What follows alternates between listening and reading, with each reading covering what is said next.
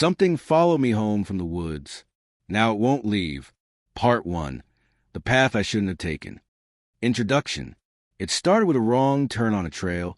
I thought I knew. I wasn't lost, not really. But something else had found me. And ever since that day in the woods, I haven't been alone. I don't know what it is or why it chose me, but it followed me, and now it refuses to leave. Body. I moved to Brookpine to get away from the noise. I had spent years trapped in the concrete cage of the city, where the hum of traffic never stopped, and the closest thing to nature was a half-dead plant on my windowsill. Brookpine was different. Trees outnumbered people. The air was clean. The roads were quiet, and the cabin I had rented sat peacefully on the edge of a sprawling forest. It was supposed to be healing. I arrived on a chilly October afternoon. The leaves were already turning gold and blood red, blanketing the ground in a crisp carpet. I unpacked my things, made coffee, and watched the sunset dip behind the pines. There was a quiet here that I hadn't heard in years, the kind that wraps around your thoughts like a thick blanket. That night, I slept like the dead. The next morning, I took my first walk into the woods. There was a marked trail just behind the cabin. It stretched for miles through thick trees, old logs, and moss-covered stones. Birds chirped overhead, and occasionally a deer would dart to the distance. I felt safe, even comforted, by the silence. It was a silence that felt natural, alive. But somewhere near mile 3, the trail forked. There was no signpost. One path was a familiar dirt trail, wide and worn from use. The other was narrow, almost hidden. Branches curled in over it like they were trying to protect it from being seen. It didn't look like a place people went often, but that was why I took it. I walked that path for maybe 20 minutes before I realized the air had changed. There were no birds, no wind. Even my own footsteps felt too loud. The trees seemed to lean in closer, like they were whispering secrets to each other. I told myself I'd turn back soon. I just wanted to see what was ahead. And then I saw it. At the base of a thick, gnarled tree was something that didn't belong. A small stone structure, maybe an old altar, half buried in roots and moss. It was about waist high, with deep carvings in a language I didn't recognize. Some of the symbols looked like eyes. Others looked like claws. Something about it unsettled me. I didn't touch it. I didn't even step too close. I just stood there, staring, heart pounding in a way I couldn't explain. Then I heard the noise, a soft rustling. Not behind me, not in front of me, above me. I looked up and saw nothing. The branches swayed gently as if a breeze had just passed through, but I hadn't felt it. The rustling continued, like something was crawling through the treetops. It circled overhead. Then it stopped. I backed away, slow, trying not to make a sound. Something was watching me. I turned and started walking. Not fast, not yet.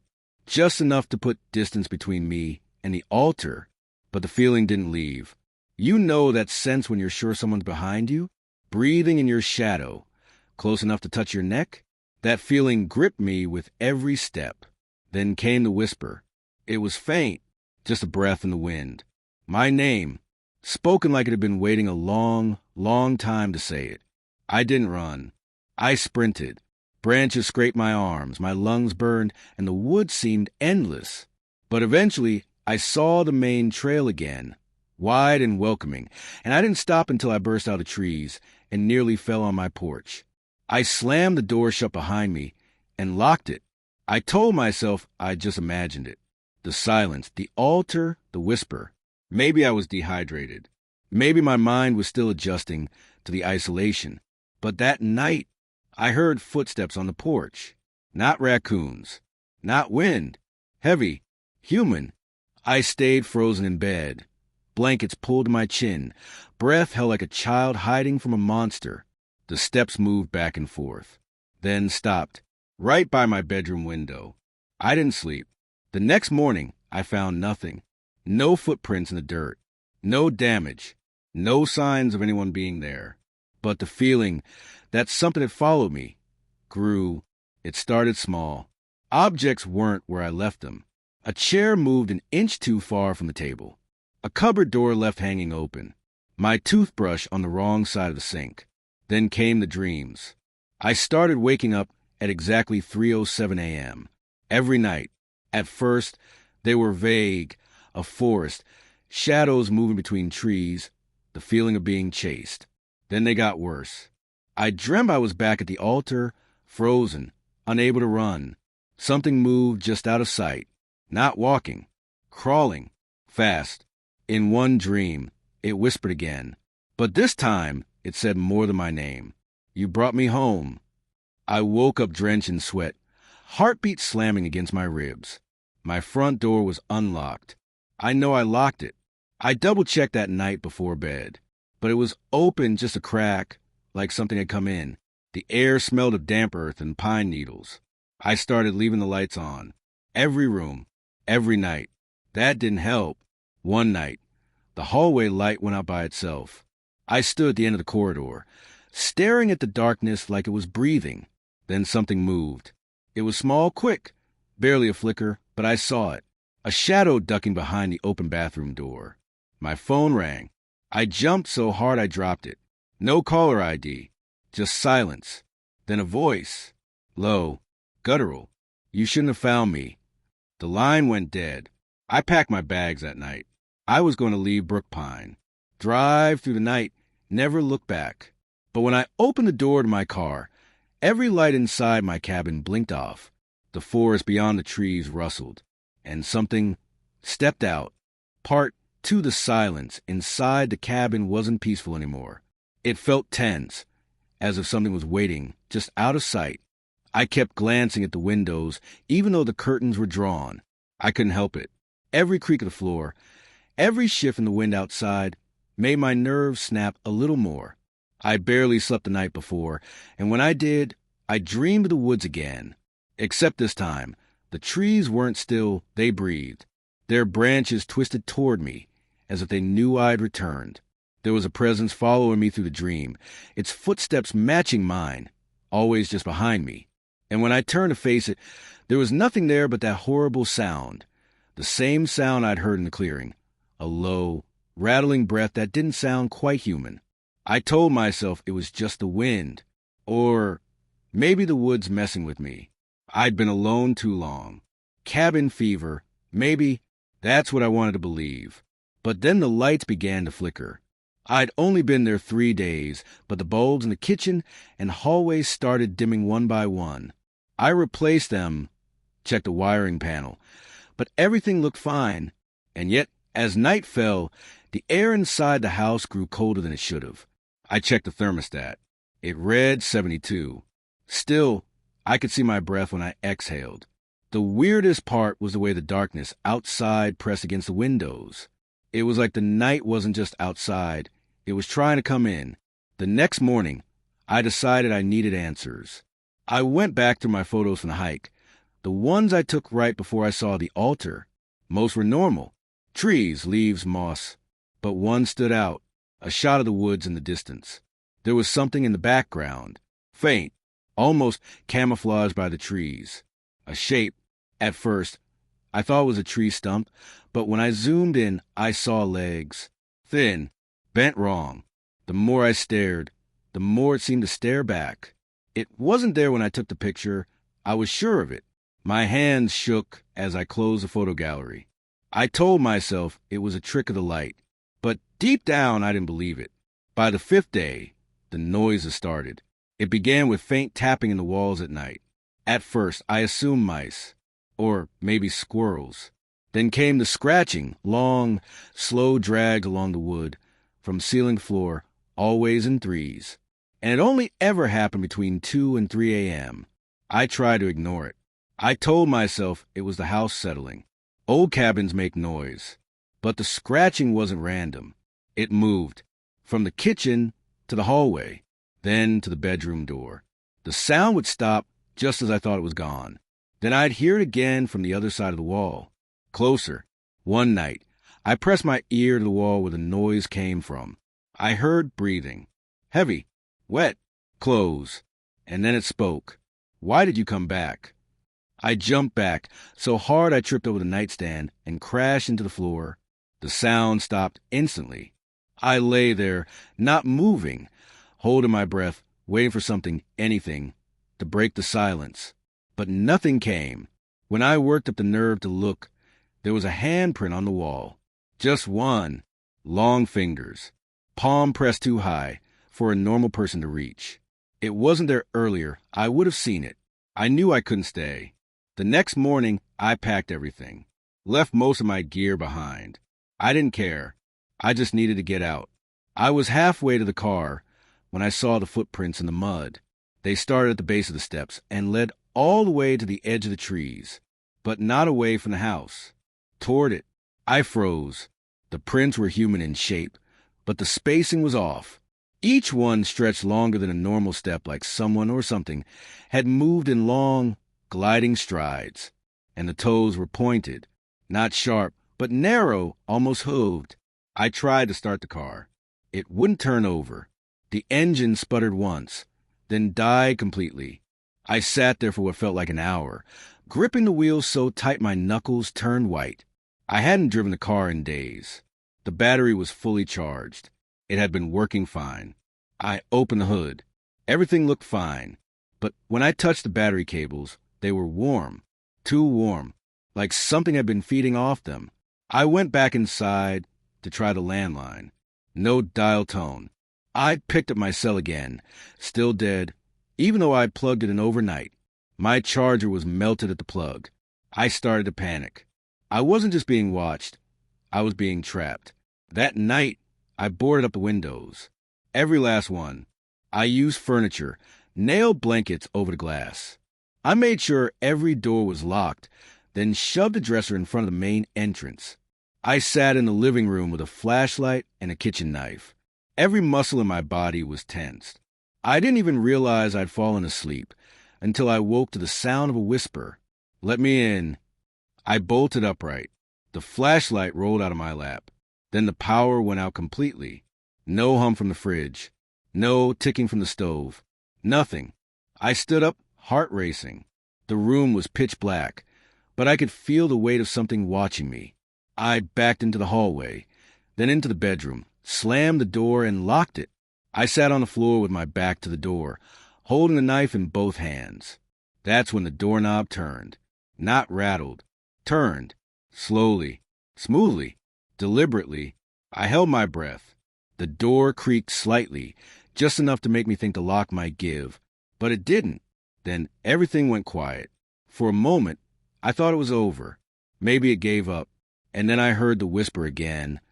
But this time, it wasn't outside the room. It was right behind me. I spun around. The room was empty. But my reflection in the dresser mirror was smiling. And I wasn't. Part 3.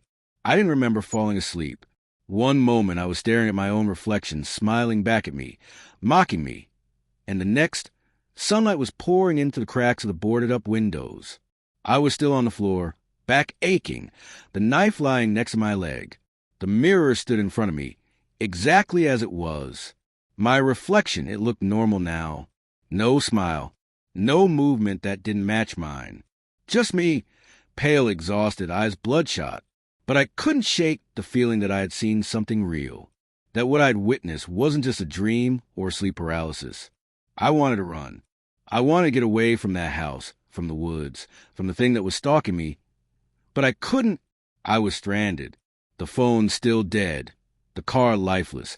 The air inside the cabin growing heavier with each passing hour. It was like the walls were closing in. And then I noticed the symbols. They appeared slowly over the next 2 days. First, on the floor of the hallway, etched lightly into the wooden boards, like something had scratched them in with a nail. A crude circle with jagged points branching from the center, like sun rays, but crooked and uneven. Then on the bedroom ceiling. Then under the table. I even found one drawn on the inside of my wrist. I hadn't drawn it. I tried washing it off, scrubbing until my skin burned, but the mark wouldn't fade. It wasn't ink. It was beneath the skin, like a bruise forming in a perfect, deliberate shape. The marks weren't random.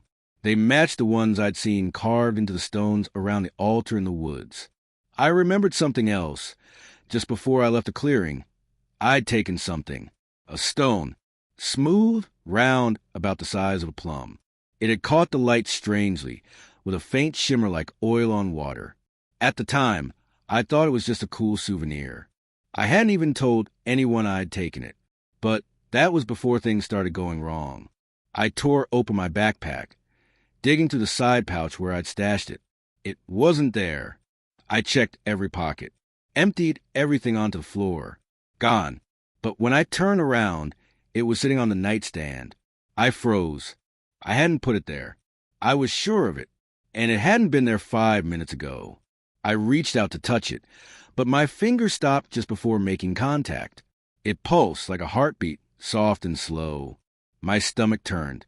I wrapped the stone in an old towel and stuffed it in a drawer. That's when I heard the sound again, that low, rattling breath, right outside the door. Then footsteps. Not shoes, not bare feet. Claws. They scraped against the floorboards with deliberate rhythm. Step, drag, step, drag, moving toward the bedroom. I held my breath and crouched low, knife in hand. The footsteps stopped just outside, and then something knocked. 3 slow, solid raps. I didn't move, didn't breathe. Then a voice spoke, low and wet, like it was gargling the words. Return what was taken. I screamed and lunged to the drawer, grabbed the wrapped stone, and ran. I didn't think. I just ran. Through the hall, through the boarded-up living room, shoulder checking the front door so hard it cracked off one hinge. I didn't stop until I hit the trees. The woods had never felt so alive. The air was thicker here, the light barely filtering through the canopy. Every branch looked like a claw. Every shadow twitched. But I knew where I had to go. The altar. It took longer this time. I was slower, weaker. But I followed the faint trail, the sense of dread tugging me toward the place where it all started. And when I found it again, I almost turned and ran. Because I wasn't alone. The clearing wasn't empty anymore. Figures stood in a circle around the altar. Tall, thin, draped in something black that shimmered and shifted like smoke.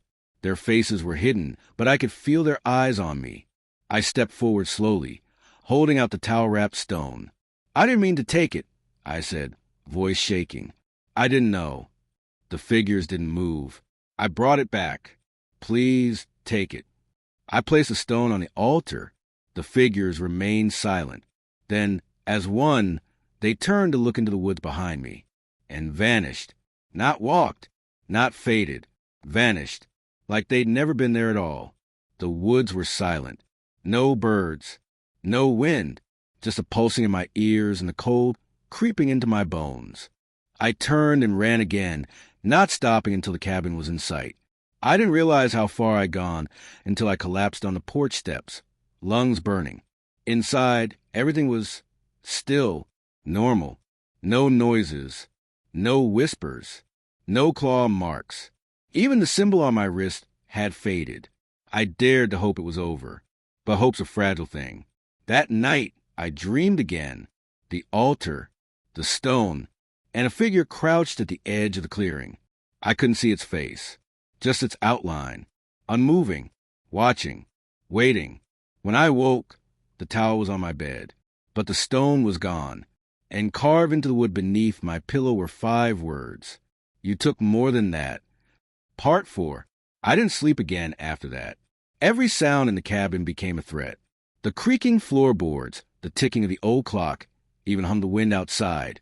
It all seemed amplified, like the house itself was whispering, watching.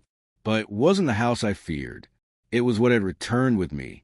The stone was gone, yes, but that didn't mean the connection was broken. It felt worse, actually, like removing it had loosened something, freed it. That stone might have been a lock, holding a door closed, and I had just flung that door wide open. I kept the lights on, even during the day. They flickered often, weak, like they were being drained. I checked every window, every corner, over and over again, and every time I turned my back to a mirror or a glass surface, I felt eyes burning into me. But when I spun around, nothing, just me. That was the problem. It was always just me until it wasn't. On the 5th night, I heard my own voice, not from my mouth, from somewhere deeper in the house. It came from the bedroom first. A perfect mimic. Calm.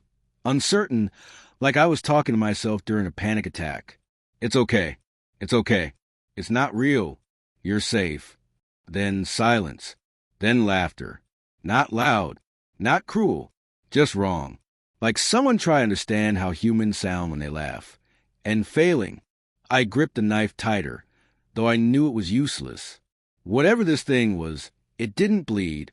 It didn't move like we do. It didn't live like we do. That same night, I noticed the trees had changed. The woods outside looked different. The angles were all wrong. Branches bent in strange shapes, like they were trying to write something in the sky. There was a figure between the trees. Not moving, just standing, watching, always watching. At 3:17 a.m., my front door unlocked itself. I heard the latch turn, the creak, the soft push of air as it opened slowly. But no one came in. No footsteps. No breathing. Just that sound again. My voice, this time from the kitchen. You shouldn't have taken it. I didn't go investigate. I knew better now. I just stayed in the corner of the room, knife clutched, rocking slowly, whispering to myself like a child. I lasted another day like that. Then something changed. I woke to find the furniture rearranged. Every chair upside down. The couch in the hallway. All the mirrors smashed. And in the center of the living room, where there hadn't been one before, a circle drawn in dark, wet lines. Blood. I didn't check if it was mine. Instead, I packed a bag. Whatever this was, it wanted me alone, cornered, and I wasn't going to give it that anymore. I left the house just before sunrise, not even locking the door behind me. I made it 2 miles down the road before I saw her. A woman, standing in the middle of the trail, barefoot, wearing something that looked like it used to be a white nightgown, but was now stained in streaks of brown and red. Her hair was long and wet and covered half her face, but it was her eyes that made me stop. She didn't blink, didn't breathe, and when I tried to step around her, she opened her mouth. No words came out, just the same 5. You took more than that. I turned and ran back the way I came, not stopping until the cabin was in sight. And she was already there, on the porch, smiling, but she wasn't solid anymore. I could see through her, faintly, like smoke shaped into a body. She was flickering, glitching, like a damaged recording playing on a broken loop. I screamed and didn't stop screaming until my throat burned. Inside, the house had changed again. The walls were covered in writing, all in my handwriting, repeating again and again. Let me in. Every mirror was replaced, but they didn't show my reflection anymore.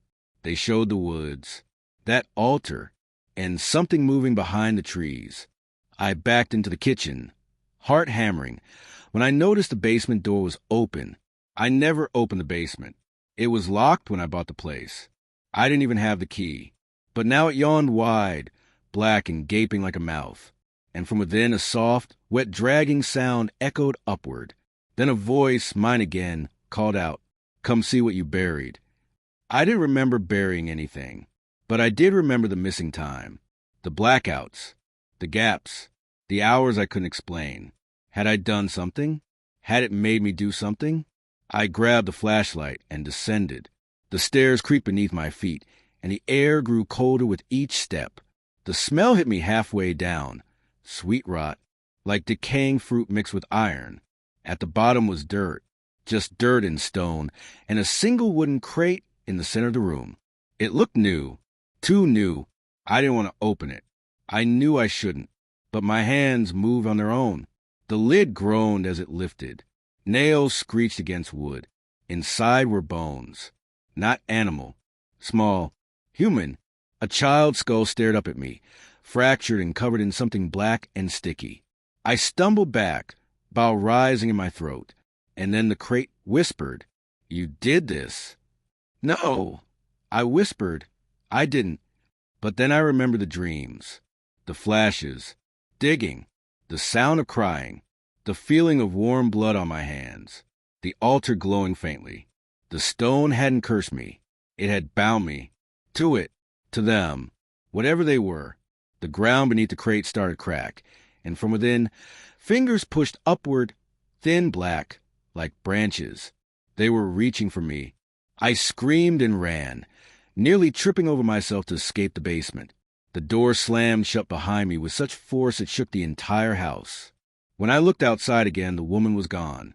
But in her place, the trees had grown closer. They now touched the edge of the porch. The sky above had turned gray, though it was only noon, and the wind whispered my name in my own voice. Part 5. I stopped keeping track of the days. Time didn't move normally anymore. The sky was always some shade of gray or deep purple, like twilight stretched endlessly in every direction. The trees had crept even closer overnight. No, not crept. Grown, twisted. Their branches were now clawing at the cabin's windows like skeletal fingers searching for a way inside. And I swear they whispered when the wind blew. The voices weren't random. They were familiar. My mother's.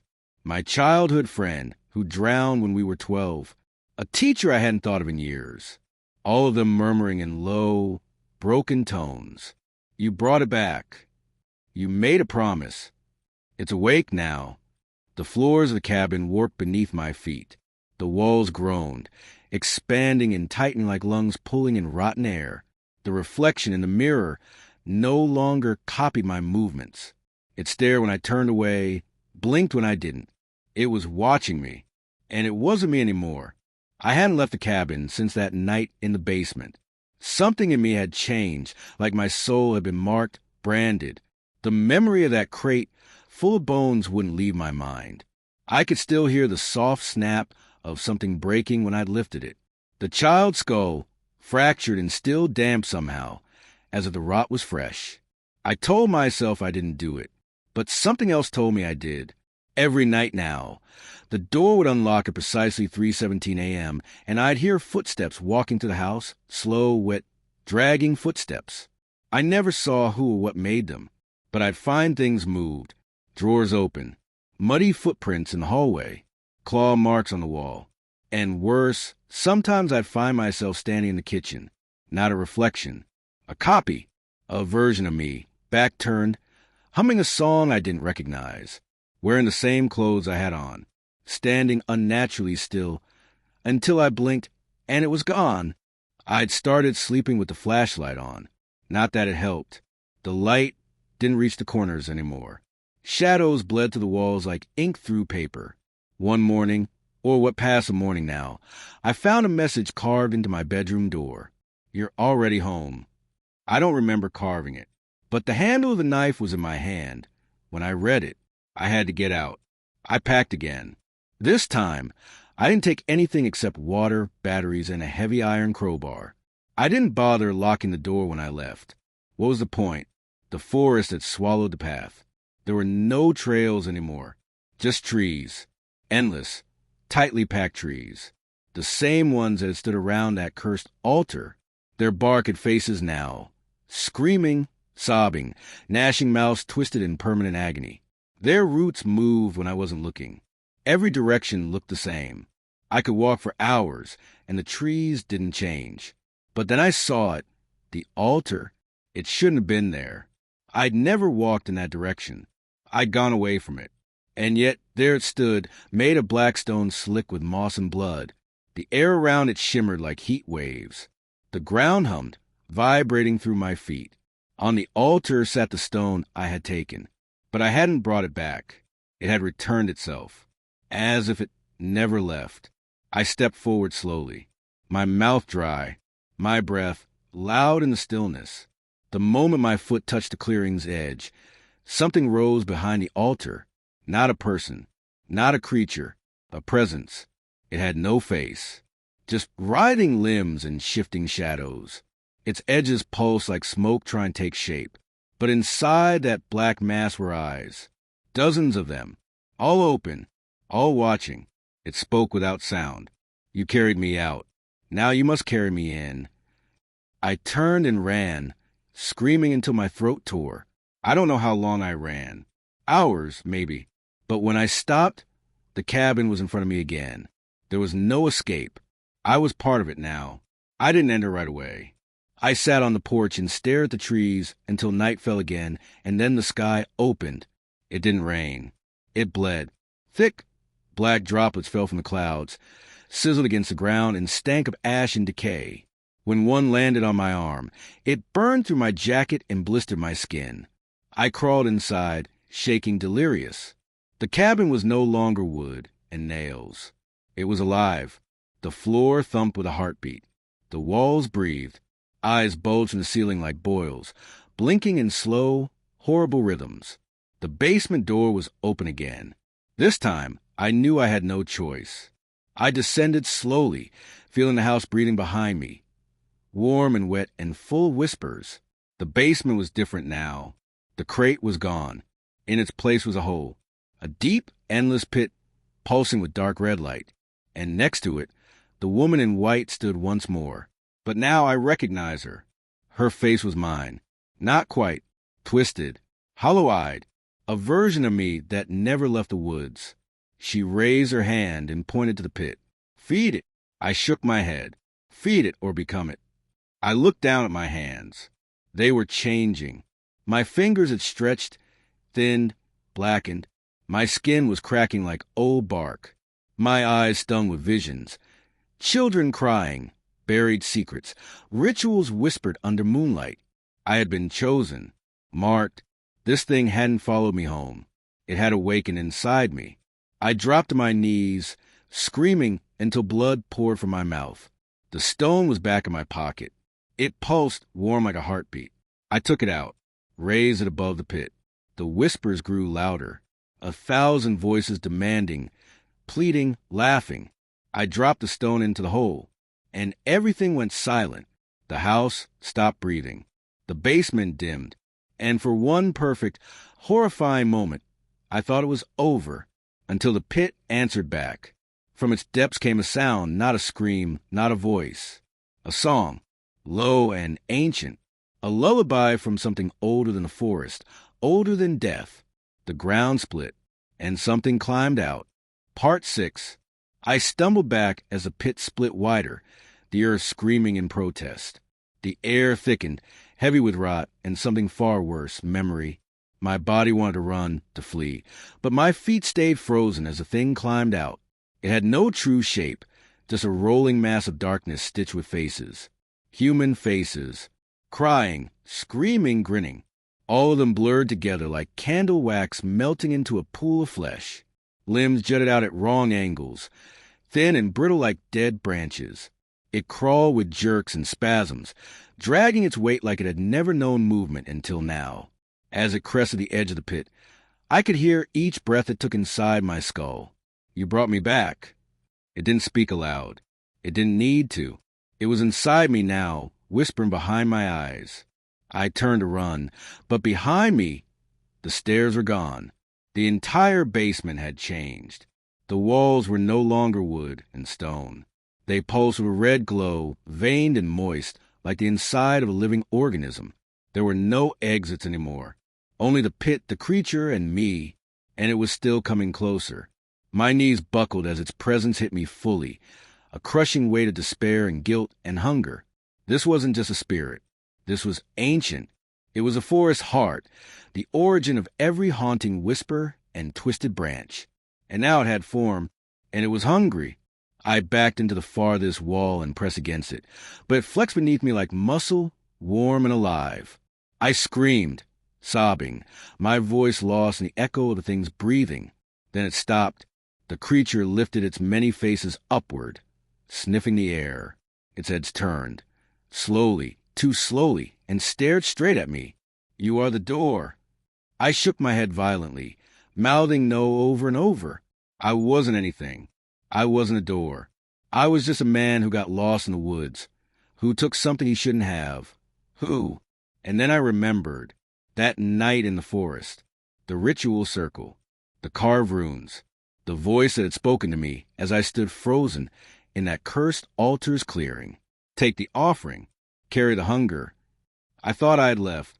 I thought I'd returned to the world. But I never really left. I had brought the forest with me. The creature was at my feet now. One of its faces, an old woman with hollow cheeks and black eyes, lifted and grinned at me. You will open the rest. The floor beneath me cracked and split, and before I could react, it swallowed me whole. I don't remember hitting the bottom. I woke up in silence, surrounded by roots. They moved. They slithered like snakes, gently coiling around my limbs but not restraining me. They were feeling, testing, feeding on my warmth. I stood shakily, brushing away dirt and blood. My skin was covered in strange symbols, carved into me like tattoos made of light. They pulsed faintly, matching the hum in the air. I was underground, deep beneath the cabin, deeper than should have been possible. A tunnel stretched ahead, impossibly long, carved by something that hadn't cared for shape or structure, just direction. And down the tunnel, I saw something glowing. I walked. Time didn't exist there. My thoughts blurred. I forgot my name halfway through that tunnel. I forgot the sun. The world above became a fading dream. But I couldn't forget it. The creature. It was ahead of me again, waiting. The tunnel opened into a vast chamber. Cavernous. The walls were made of the same flesh-veined material, and they throbbed with every second. At the center stood a monolith, taller than a house, jet black and smooth. It radiated the same hunger as a creature, and I could see thousands of offerings piled around its base. Skulls, bones, items I recognized, a red backpack, a child's shoe, a necklace I had given someone long ago. This was a temple, and I was standing on sacred, cursed ground. The creature appeared behind me, merging from the wall like liquid shadow. You must feed the gate. I turned slowly. What gate? Where does it lead? The creature didn't answer. Instead, it slid beside me and stared at the monolith. I felt something pulling at me, like gravity but spiritual. My body trembled. A door opened in the base of the monolith, a doorway made of bone and blood. Beyond it, I saw my house, the cabin, exactly as it had been the day I returned from the woods, before the whispers, before the marks, before everything turned to rot. I stepped forward, and the moment I did, I was there, back in the kitchen. Morning sunlight shone through the window. Birds chirped outside. Coffee brewed gently on the counter. It was normal, too normal. I stood in the center of the room, disoriented. Had it all been a dream? Then I heard the laughter. Children. I turned and saw myself, sitting at the table, smiling, eating breakfast with a wife and 2 kids I didn't have. Another me, a life I had never lived. He looked up, froze. His eyes widened. Who are you? I backed away. I wasn't supposed to be here. This was a memory or a possibility. Something the monolith had shown me. A door to something that could have been. I ran for front door and slammed into a wall of flesh. The room warped. The walls melted into trees. The floor cracked and split. The illusion burned away. I was back in the cavern again. The creature loomed above me. Now you see. You were never meant to leave. I fell to my knees, shaking. What do you want from me? It leaned down. Its many mouths whispered at once. Bring others. Let them walk where you walked. Let them open the gate. And then it disappeared into the monolith. The chamber darkened. I stood alone. At my feet was the red stone again, waiting to be picked up, waiting to be carried back to the surface. Part 7. The red stone pulsed in my palm like a living heart. Warm, alive, a piece of the thing I thought I had escaped. Somehow, I was back where it all began. But worse, now I wasn't just a victim. I was a part of it. The forest had branded me, not with pain, but with purpose. I didn't remember walking back through the tunnel, or climbing through the rotted floorboards of my basement. All I know is that one blink, I was underground. The next, I was standing in the hallway of my house, filthy and trembling, red stone still clutched tight. The lights were off.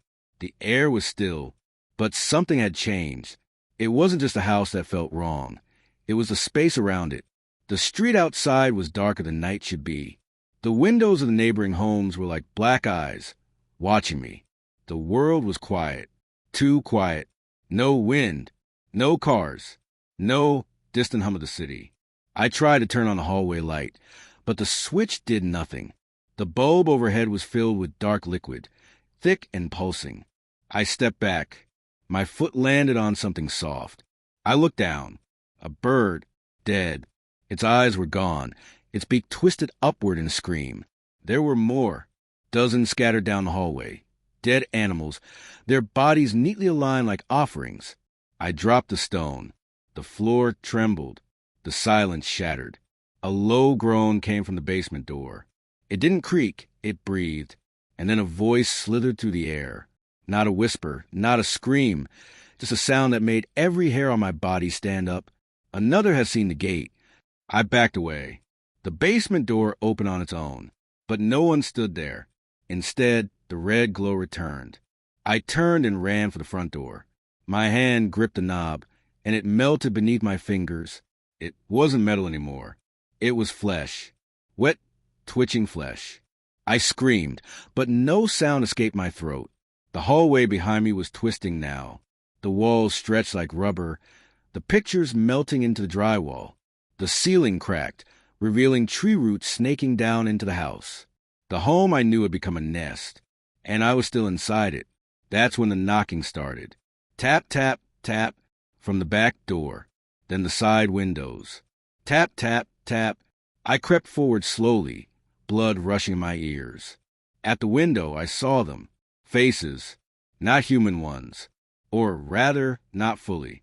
They were people. Some of them, men, women, children, but twisted, like the thing in the pit had sculpted them from memories in clay. Eyes too big, mouths stretched wide, filled with teeth that didn't belong. Their skin was cracked like tree bark. Their fingers ended in thorns. And they were smiling at me. Tap, tap, tap. I backed away, shaking my head. No, no, no. The stone. I had to get rid of the stone. I sprinted back toward where I dropped it, heart hammering. But it wasn't on the floor anymore. It was floating midair, spinning slowly, glowing brighter. It pulsed once, and then all the windows shattered at once. The creatures poured in, silent, fast, crawling on the ceiling, the walls, like spiders made of grief. They didn't roar. They didn't shriek. They simply moved with purpose. They weren't here to kill me. They were here to protect me. I screamed as one reached out, claws brushing my arm. But it didn't cut. It held me, gently, reverently, as if I were something holy. Another creature crouched low and extended its hand. It held out the red stone to me. I didn't take it. It didn't care. The stone flew back into my palm on its own, and everything went still. The creatures froze in place. Then, one by one, they began to whisper. Another has seen the gate. Another must follow. You are the door. I blacked out. When I woke up, I was in my bed. Clean, dressed, no wounds. The sun was shining. Birds chirped outside. It was normal again. I sat up slowly. My head throbbed, but nothing else hurt. No roots, no monsters, no red stone. Maybe it had finally ended. Maybe it was just a nightmare. Then I heard the knock. A gentle, friendly knock on the front door. I got up, legs trembling, and made my way down the stairs. The hallway looked clean. No dead animals. No melting walls. I opened the door. It was my neighbor, Mark. He smiled nervously, scratching his head. Hey, man. Weird question, but have you been out in the woods recently? I stared at him, heartbeat starting to rise. He glanced down at his feet. My dog ran off a few days ago. I followed him past the main trail, and I don't know, man, I saw something. A circle of stones. Felt cold, even though it was hot out. Thought I heard whispering. My mouth went dry. Mark, I said slowly, did you take anything from the forest? He looked embarrassed. Yeah, actually, a weird stone. Red. Thought it looked cool on my bookshelf. The world tilted. No, I whispered. His eyes widened.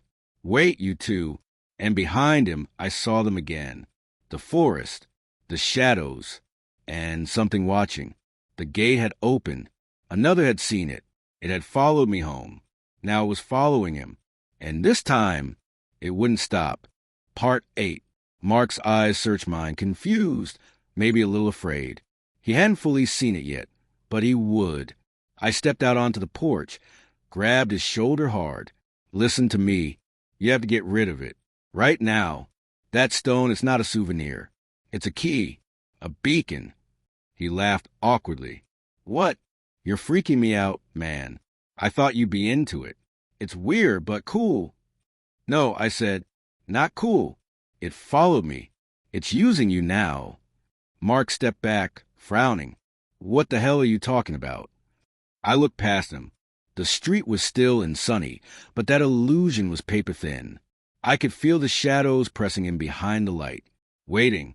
Watching. Did you hear it whisper? I asked him. He froze. That was all the answer I needed. He had. Mark glanced over his shoulder, suddenly unsure. Only once. I thought it was the wind. Something said, open. That's all. My stomach turned. It's trying to open another door. He took a shaky breath. Are you saying I'm haunted now or something? Possessed? No.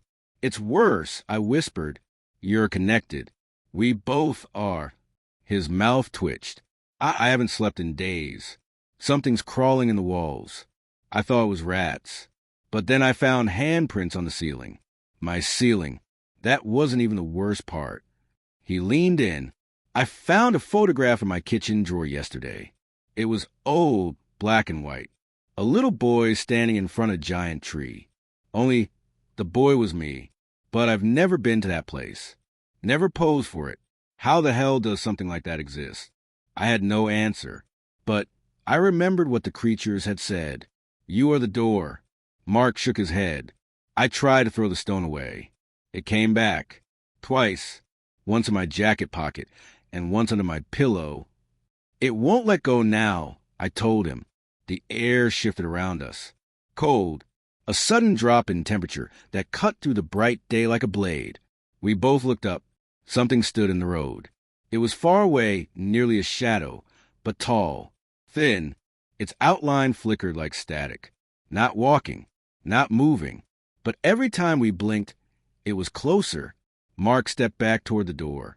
What the hell is that? I don't know. I whispered, but it followed me once. Now it's found you.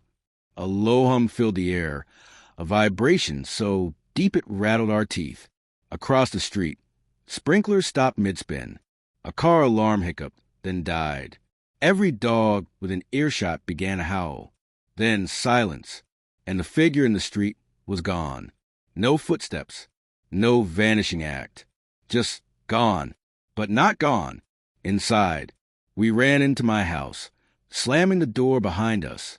I locked it, bolted it, shoved a chair under the handle. Mark stood in the middle of my living room, his hands shaking. You said it wanted to open something, he said. What does that mean? I shook my head. I don't know, but I think the forest was only one layer. A thin skin over something deeper, ancient, hungry. He pulled the red stone out of his pocket. Then what happens if we destroy it? I backed away. Don't. Why not? Because it wants that. I tried once, smashed it with a hammer. It split open, but something crawled out. Something I couldn't see, but I felt it. It watched me for hours after. He swallowed. Then what the hell are we supposed to do? I sat down, head spinning. We need to find the origin. The first one it followed. Someone had to open the door before us. Maybe they found a way to close it. Mark sat across from me. What about that old guy in town? The recluse. People say he lived alone in the woods for 30 years. Went missing last year. I looked up. I had heard about him. Franklin Dyer. Built his own cabin. Never came to town. Locals said he once screamed for 3 days straight in the 90s. When someone finally checked on him, he was sitting in the corner, eyes gone white, hands covered in black sap. I stood. Let's go to his cabin. Mark blinked. Now!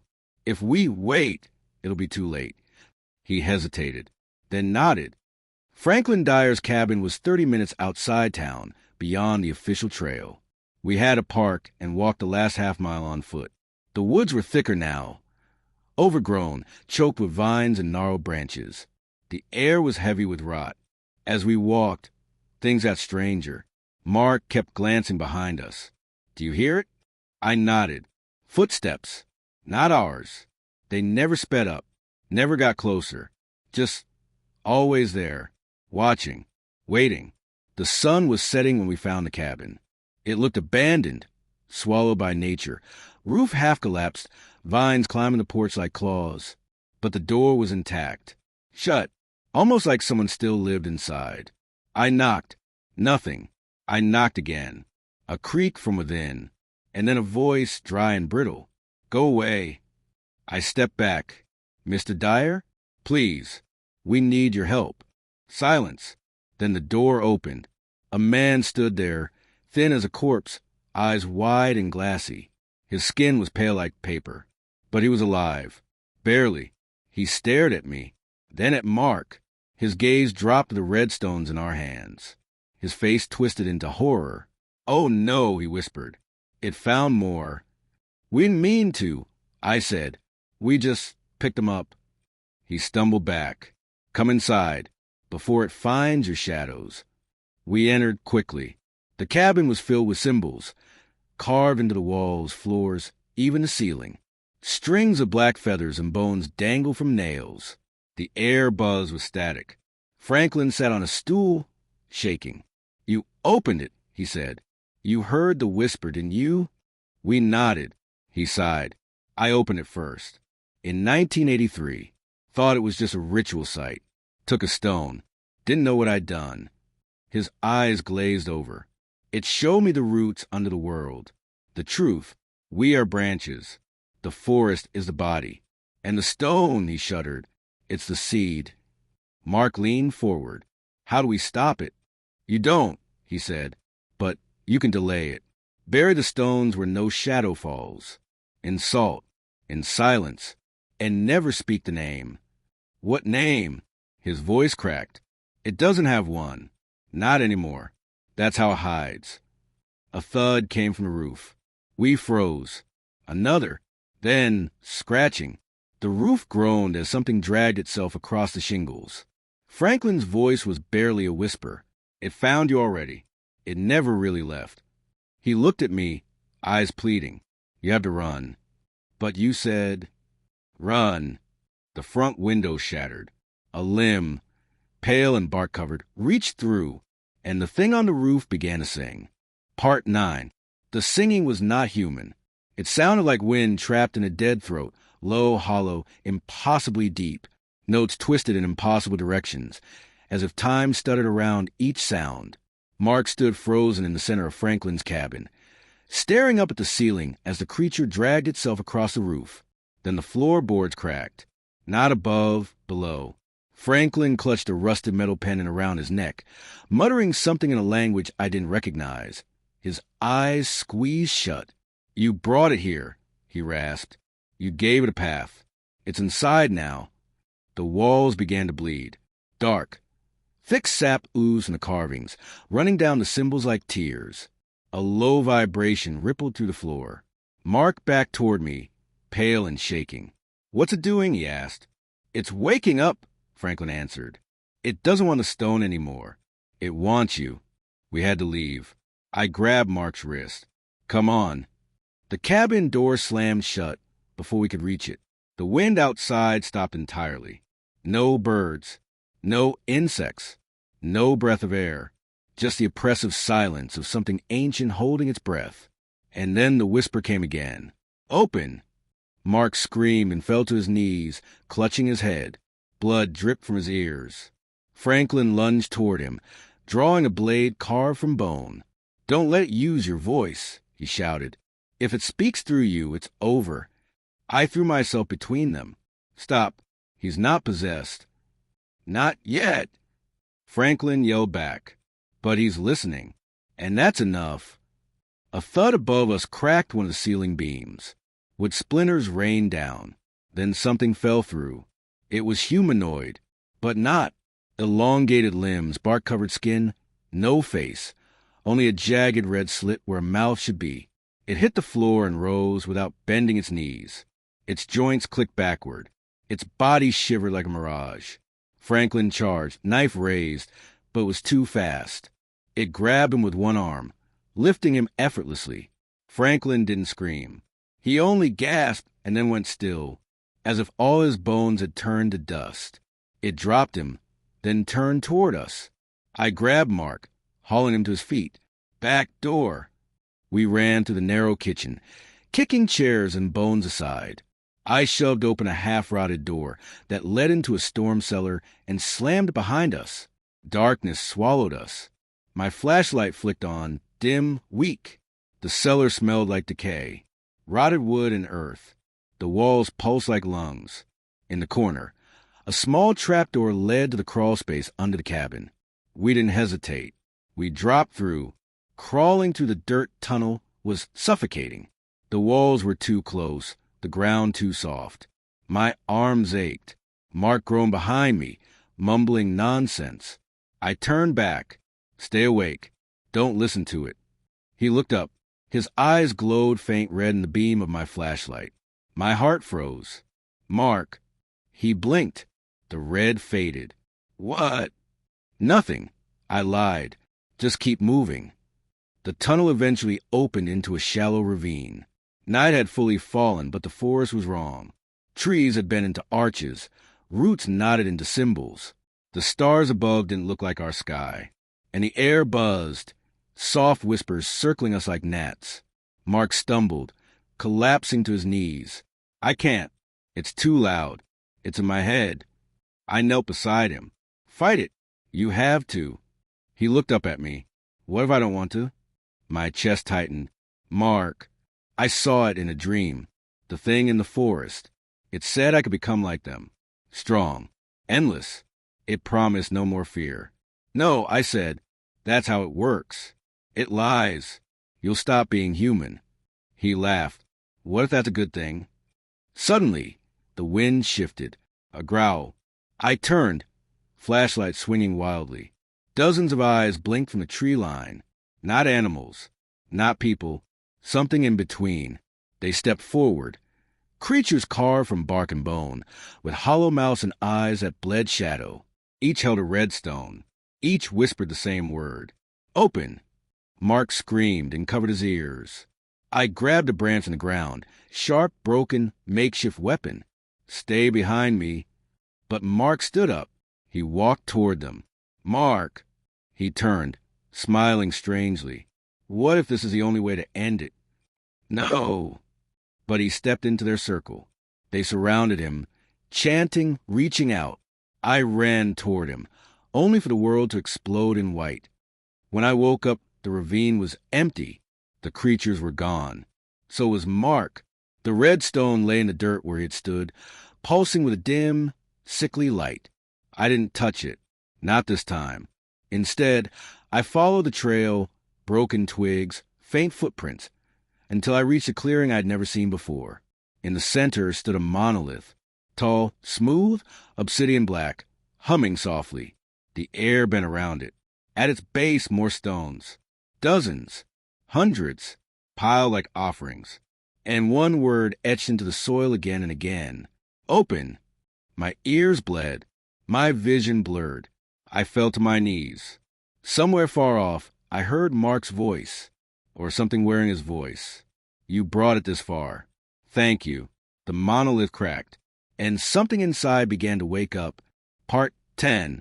The monolith split down the center with a sound like bones snapping underwater. No light poured from within, only darkness. Pure, solid, moving darkness that leaked like smoke and crawled across the forest floor. And Mark stepped out of it. But it wasn't Mark anymore. His face still wore the shape of my friend, but his eyes were wrong, too wide, too red, and glowing like coals trapped in ash. His body moved as if his bones no longer obeyed the laws of nature. He hovered slightly, toes just brushing the earth. Mark. I whispered, not even sure why. Some part of me still hoped. He smiled. No, not anymore. He raised his hand, and the forest bowed around him. Every tree twisted toward him. Roots burst from the ground, writhing like serpents. From behind trunks and rocks, they came Dozens of creatures, those wooden, faceless husks that whispered, "Open," now standing upright and still. Mark turned his head toward the monolith. "It's almost through." "What is?" I asked, not sure I wanted the answer. "It has no name," he said, "but was here long before language, before time. And we," he gestured to the creatures around him, "are its harbingers. You brought the offering. You fulfilled the path." "I didn't offer anything," I said. Mark tilted his head. "Didn't you? You returned with the stone. You fed it fear. You watched. You listened. You believed. That's all it ever needed." I backed away, stumbling over gnarled roots. "You're still in there. Somewhere. I can help." Mark's smile vanished. "No, there's no Mark. There's only what remains." The ground trembled. The monolith burst apart completely, the shards hovering in the air like broken glass suspended in honey. From the center, it emerged, a void shaped like a god.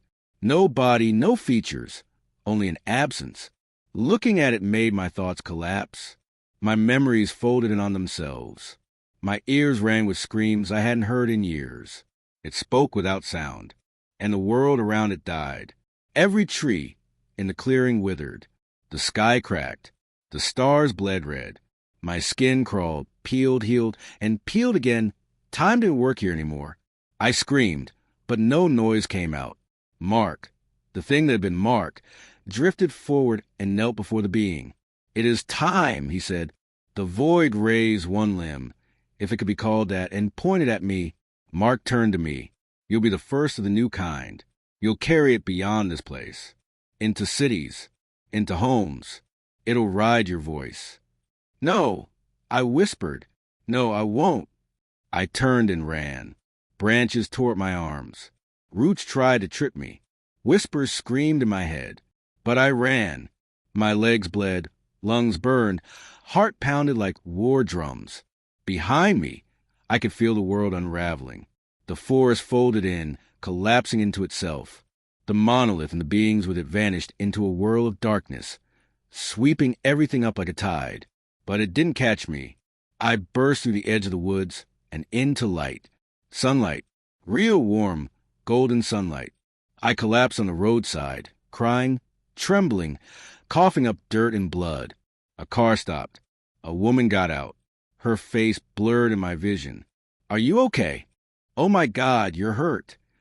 I tried to speak, but my voice was cracked and dry. Don't let out." "What?" "It followed me." I whispered, but I didn't let it through. My vision faded to black. I woke up in a hospital. Sterile walls. Beeping machines. A nurse smiled at me kindly and told me I'd been found after being missing for 5 days. 5. The police questioned me. I said I'd gotten lost hiking. They didn't believe me, but they had no other story. No one had found the cabin. No one had seen Mark. The stone? Gone. I went home. Tried to live. Tried to forget. But every night I hear it. A whisper just outside my window. "Open." At first, I ignored it, but then things started to change. My reflection lingers a second too long. My voice echoes when I speak alone. The shadows in my apartment don't match the shape of my furniture. And sometimes, just sometimes, I see him, Mark, standing at the edge of the street, watching me, waiting. 2 weeks after I returned, I started recording this story. Not for fame, not for views, but as a warning. Because I think it's spreading. People in town are hearing the whisper too. Open. A child at the park stared at me and drew the monolith in chalk. A woman at the grocery store muttered the word over and over at the freezer aisle. And last night, I found a red stone on my doorstep. Still warm. Still pulsing. I didn't touch it, but I didn't throw it away either. It's here, on my desk, watching me as I finish this. I can't stop thinking about what Mark said, that I brought it back, that I'm the bridge. What if this story, this recording, is all it needs now? What if you, yes, you listening to this, what if you just heard the first word, the word it planted in my mind, the word it wants everyone to say? Open.